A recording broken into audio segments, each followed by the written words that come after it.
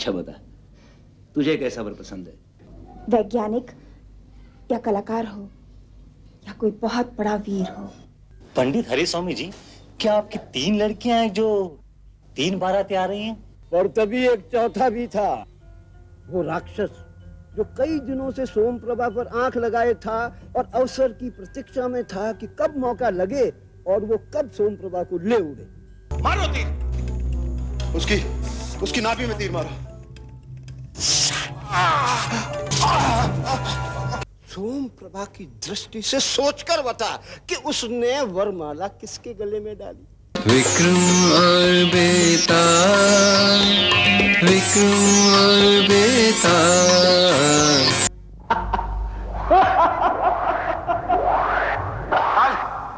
मैं तुझे नहीं छोड़ूंगा, मैं तुझे नहीं छोड़ूंगा।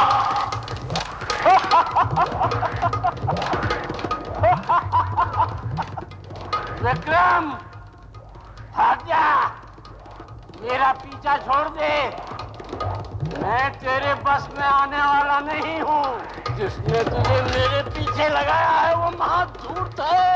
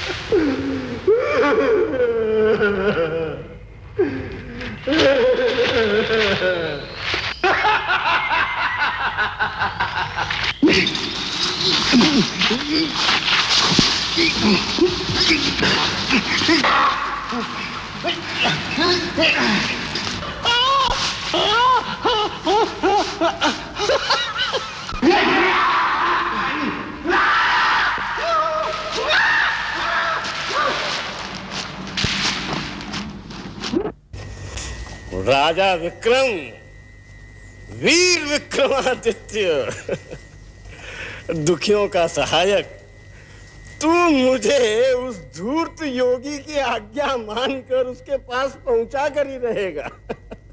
अरे राजा है, सेवक की तरह मेरा बोझा उठाकर इस आधी रात को चल रहा।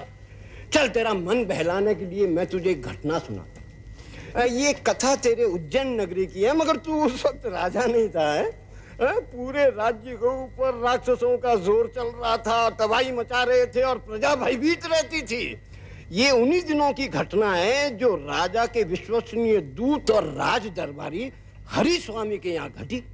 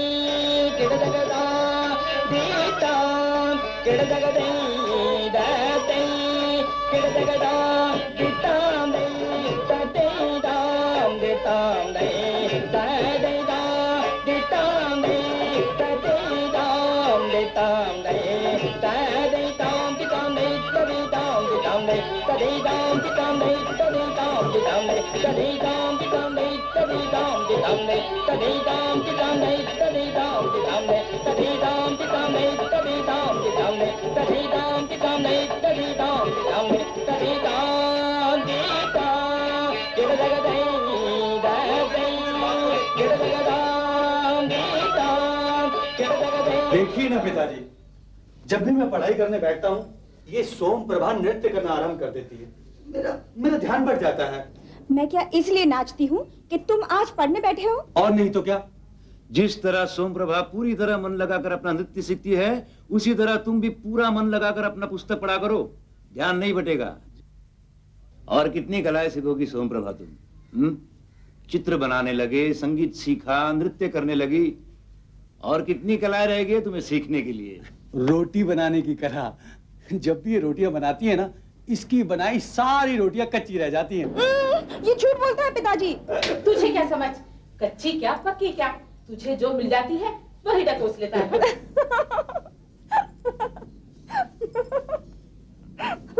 पिताजी, कल मैं आपको पूरा भोजन बनाकर खिलाऊंगी, फिर आप देखिए मैं कैसे बनाती हूँ। तू तो अच्छा ही बना दोगे बेटी, हम जानते हैं। हमारी चिंता तो यह है कि तुझ जैसी गुणवती और कलाकार बिटिया के लिए अच्छा वर कहां से खोज कर लाएंगे। अच्छा बता, तुझे कैसा वर पसंद है? जो आपको पसंद हो। मैं बताता हूँ इसे कैसा दूल्हा चाहिए। तू चुप रह, जब तुझसे तेरी दुल्हन के बारे में पूछें तब जवाब देना। हाँ बोल बेटी। पता ना ये क्या पूछ रहे हैं। बोल। जिसमें कोई गुण हो, कोई कला हो। जैसे? जैसे विद्वान हो, शिल्पकार हो, वैज्ञानिक या कलाकार हो, या कोई बहुत बड़ा वीर हो। वाह बेटी वाह, हम तेरे लिए ऐसा ही वर ढूंढ कर लाएंगे जो सारी दुनिया में अनूठा हो।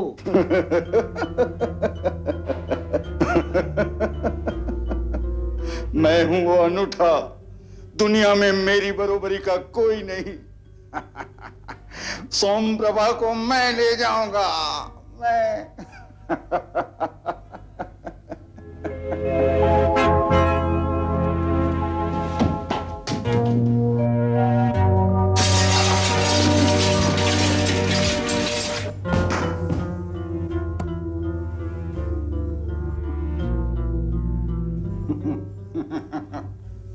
ले जाऊंगा सोम प्रभा को।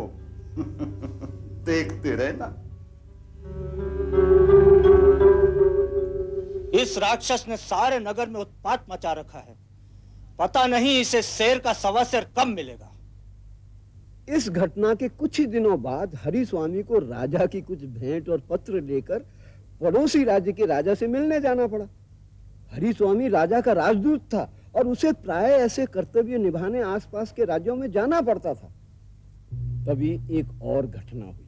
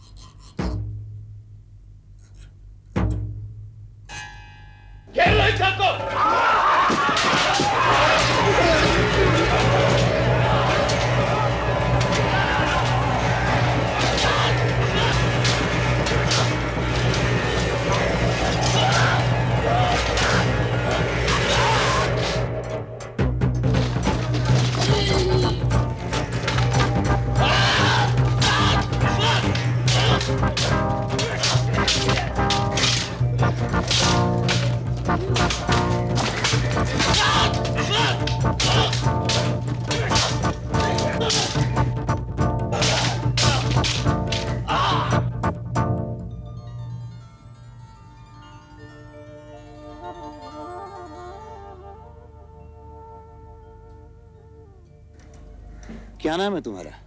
वीर सिंह। बड़ा अच्छा प्यारा नाम है, जैसा नाम वैसा ही गुण। तुम सचमुच के वीर हो। मैं अगर एक प्रस्ताव रखूं तो मानोगे? कैसा प्रस्ताव? मेरी कन्या सोम प्रभा के लिए मुझे तुम जैसा ही दामाद चाहिए। बड़ी अच्छी लड़की है, गुणवती है, भोली है, सुंदर है, अच्छी कलाकार भी है। तुम दोनों का जोड़ा अच्छा बनेगा। जब हरि स्वामी उस वीर युवक से सोम प्रभा के विवाह की बात पक्की कर रहा था, ठीक उसी समय हरि स्वामी के घर पर उज्जैन नगर का एक कवि दरवाजा खटखटा रहा था। नमस्कार। सोम प्रभा जी यहीं रहती हैं? हाँ, क्यों? जरा उन्हें बुला दीजिए। उनके सौंदर्य पे मुग्ध होकर मैंने एक कविता लिखी है, उसकी प्रति मैं स्वयं सोम प्रभा को भेंट करना चाहता हूँ। क्या तुमने सोम प्रभा पर कविता लिखी है? जी हाँ, वे बहुत सुंदर है। कल दुर्गा माँ के मेले पे उन्हें पहली बार देखा और मुझसे उन पे लिखे बिना रहा नहीं गया। किसके लड़के हो तुम? पंडित सुदर्शन आचार्य की। मैं तुम्हारे पिताजी से मिलने आऊंगी। क्यों? मैं उनसे कहूंगी कि आपके लड़के को हमारी सोम प्रभा बहुत पसंद है, इसलिए आप उसे अपनी बहू बना लीजिए। हरि स्वामी की पत्नी ने भी सोम प्रभा के लिए एक लड़का पसंद कर लिया, कवि, विद्वान और सोम प्रभा को चाहने वाला। पर तभी हरि स्वामी के बेटे यानी सोम प्रभा के भाई का परिचय एक शिल्पी से हुआ। क्या देख रहे हो? जी मैं ये देख रहा था कि आप ये क्या कर रहे हैं।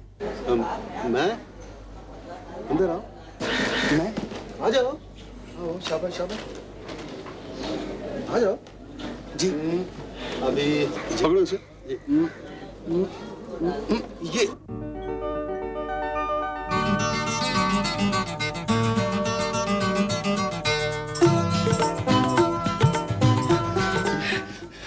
ये तो वाकई उड़ रहा है। सच? ये क्या हो रहा है? ये हमारा विमान आकाश में उड़ रहा है। हाँ? देखो इसे कस के पकड़ना। हाँ। ये तुम्हारे हाथ से छूटे नहीं। सुनो, हाँ, ये यंत्र तुमने बनाया है? हाँ, ये यंत्र मैंने बनाया है। तुम राजा के सेवक हो? नहीं, मैं शिल्पी हूँ। शिल्पी? हाँ। उस दिन सोम प्रभा के भाई ने न केवल विमान में खूब सैर की, पर साथ ही अपनी बहन के लिए वर भी खोज लिया। शिल्पी को जब उसने सोम प्रभा के विषय में बताया तो वो विवाह के लिए राजी हो गया। भाई विवाह की तिथि निश्चित कर वचन देकर ही लौटा। वो तिथि थी अक्षय तीज, वही जो हरि स्वामी ने बारात लाने के लिए उस वीर को दी थी। का विद्वान है, होनहार और भोला है। इससे अच्छा वर सोम प्रभा को मिल ही नहीं सकता। लेकिन देखो, एक वीर युवक से मैं बात पक्की करके आया हूं।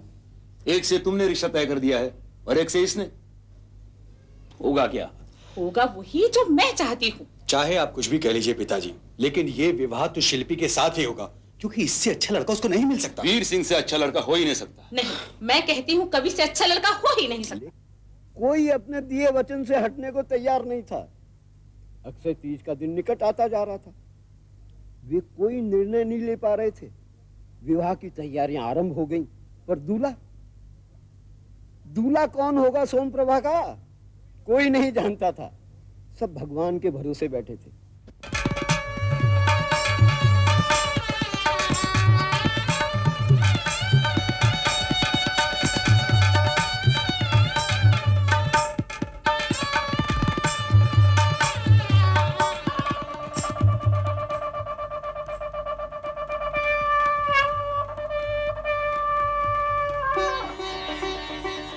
अक्षय तीज की तिथि पर तीनों बारातें हरि स्वामी के घर की ओर बढ़ रही थी, पर तभी एक चौथा भी था। वो राक्षस जो कई दिनों से सोम प्रभा पर आंख लगाए था और अवसर की प्रतीक्षा में था कि कब मौका लगे और वो कब सोम प्रभा को ले उड़े। पंडित हरि स्वामी जी, क्या आपकी 3 लड़कियां हैं जो 3 बारातें आ रही हैं? प्रणाम।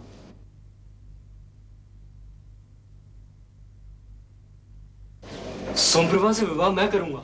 नहीं, सोम प्रभा से मैं विवाह करूंगा। नहीं नहीं, ऐसा नहीं हो सकता। सोम प्रभा से मैं प्रेम करता हूँ।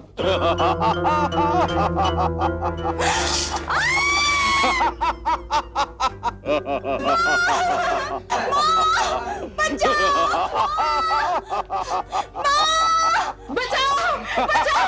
मेरी बेटी को बचाओ! उस राक्षस से मेरी बेटी को बचाओ! आप क्या करें? हमें उसे किसी तरह बचाना चाहिए। ठहरो, मैं अपना विमान लेके आता हूँ। हम अपने विमान पे उड़ के राक्षस का पीछा करेंगे। राक्षस से मैं लड़ूंगा, सोम प्रभा को मैं वापस लेके आऊंगा। मैं भी चलता हूँ। सोम प्रभा और राक्षस को मैं पहचानता हूँ। इस जाति के राक्षस दक्षिण दिशा में रहते हैं। चलो। बदलो।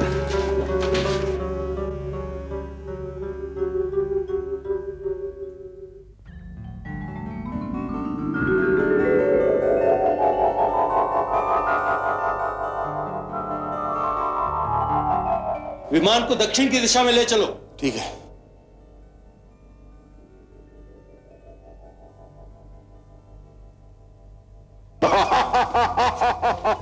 वो रहा राक्षस सोमप्रभा के साथ।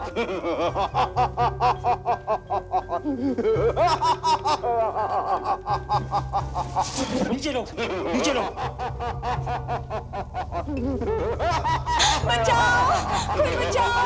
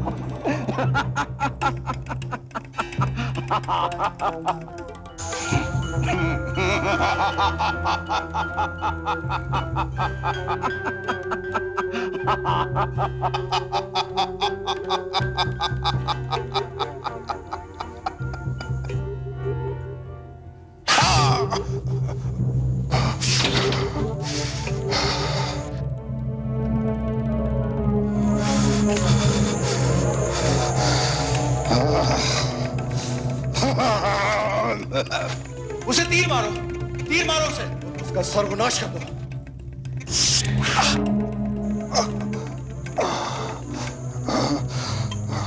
एक और मारो। करो, मैं विमान ऊपर ले जाता हूं।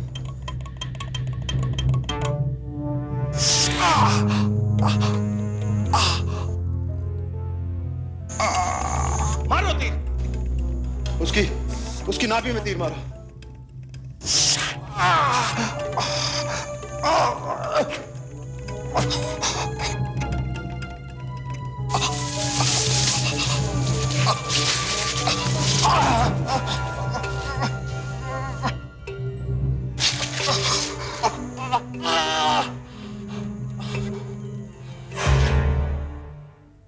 उस दिन वे तीनों सोमप्रभा को घर ले आए, पर जो प्रश्न था वो अपनी जगह ज्यों का त्यों था। सोमप्रभा का वर इन तीनों में कौन है? सबसे श्रेष्ठ कौन है? किसका अधिकार सोमप्रभा पर अधिक है? किससे ब्याह करेगी सोमप्रभा? सोमप्रभा से विवाह मैं करूंगा। नहीं, सोमप्रभा मेरी है। आप लोग समझते क्यों नहीं? सोमप्रभा मेरी है। मैं आप सबका आभारी हूं कि आपने मेरी कन्या के प्राणों की रक्षा की, पर आपसे मेरी हाथ जोड़कर विनती है, आप ये निर्णय सोमप्रभा पे छोड़ दे, और जिसे चाहे अपना पति चुन ले। मुझे स्वीकार है, मुझे भी स्वीकार है। मुझे भी स्वीकार।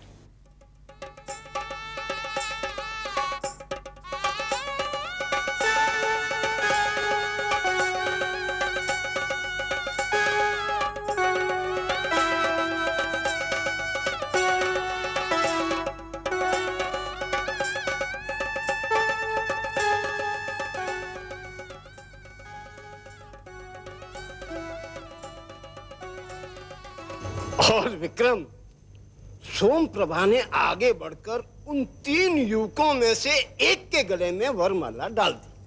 अब बता, मानव मन को समझने का अधिकार है तो बता, सोमप्रभा की दृष्टि से सोचकर बता कि उसने वरमाला किसके गले में डाली।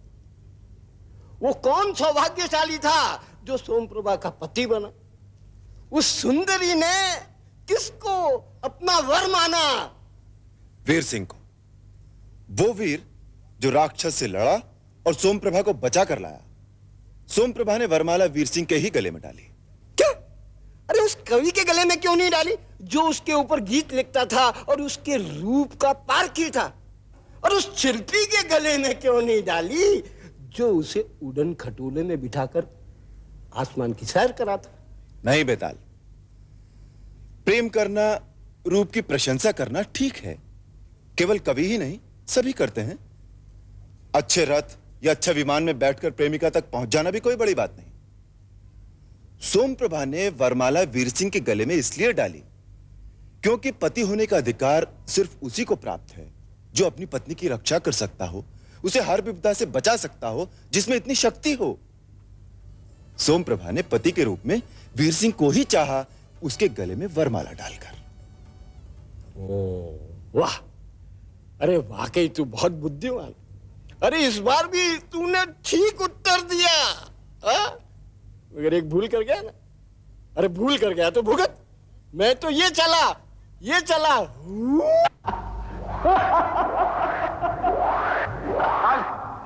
मैं तुझे नहीं छोड़ूंगा, मैं तुझे नहीं छोड़ूंगा।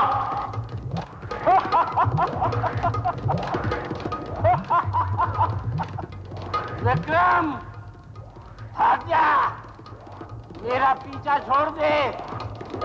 मैं तेरे बस में आने वाला नहीं हूँ। जिसने तुझे मेरे पीछे लगाया है वो महाधूर्त है।